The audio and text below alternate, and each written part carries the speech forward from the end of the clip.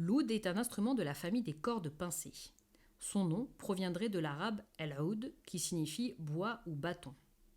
Né de la lyre antique, le oud a une place majeure dans l'histoire de la musique et de la fabrication des instruments.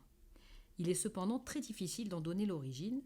Il est certainement présent en Égypte au temps des pharaons, puis s'implante en Iran en même temps que l'islam, avant de se répandre dans tout le Moyen-Orient et au Maghreb. Il voyage même jusqu'en Europe, en Asie et en Amérique, où il inspire de nombreux modèles d'instruments traditionnels. Citons par exemple le luth, le pipa chinois, le shamisen, le biwa japonais, la balalaïka russe, le tcharango sud-américain. Il prend sa forme actuelle au IXe siècle, lorsque, grâce au calife Haroun al-Rachid, il devient l'instrument roi du monde musulman. Mais il ne cesse pourtant d'évoluer jusqu'au XVIIIe siècle. L'oud se tient comme une guitare, mais est posé sur la cuisse droite. Il se joue en pinçant les cordes, qui sont au nombre de 8 à 12 et placées par paire. J'ai oublié un mot en fait. Ouais. L'oud se tient comme une guitare, mais est posé sur la cuisse droite. Il se joue avec un plectre en pinçant les cordes, qui sont au nombre de 8 à 12 et placées par paire. Cependant, sa caisse de résonance est en forme de poire et son manche incurvé. L'oud est fait de plusieurs sortes de bois.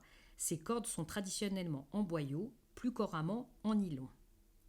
L'oud est fait de plusieurs sortes de bois. Ses cordes sont traditionnellement en boyau, plus couramment en nylon.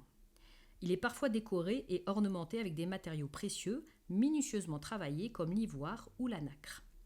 Le plus souvent, il est utilisé dans la musique arabe en tant qu'instrument soliste, mais il peut également jouer une partie d'accompagnement mélodique ou rythmique avec d'autres instruments ou des voix. Il occupe donc une place très importante dans l'orchestre oriental. Instrument très populaire et considéré comme le père de tous les instruments musicaux arabes, on le retrouve souvent dans le répertoire folklorique et festif des pays du Moyen-Orient et du Maghreb. Mais aujourd'hui, il a également intégré des répertoires très variés tels que le rock, la chanson, la musique cubaine, le flamenco. À l'Orchestre symphonique Divertimento, on retrouve le oud dans les programmes de la Méditerranée, dans les musiques traditionnelles. À l'Orchestre symphonique Divertimento, on retrouve le oud dans les programmes des musiques de la Méditerranée. À l'Orchestre symphonique Divertimento, on retrouve le oud dans les programmes des musiques de la Méditerranée. C'est très intéressant de retrouver les sonorités des musiques méditerranéennes grâce au oud, associées à celles de l'orchestre symphonique. En tant que chef d'orchestre, j'aime beaucoup créer des rencontres entre les cultures grâce à l'Orchestre symphonique Divertimento.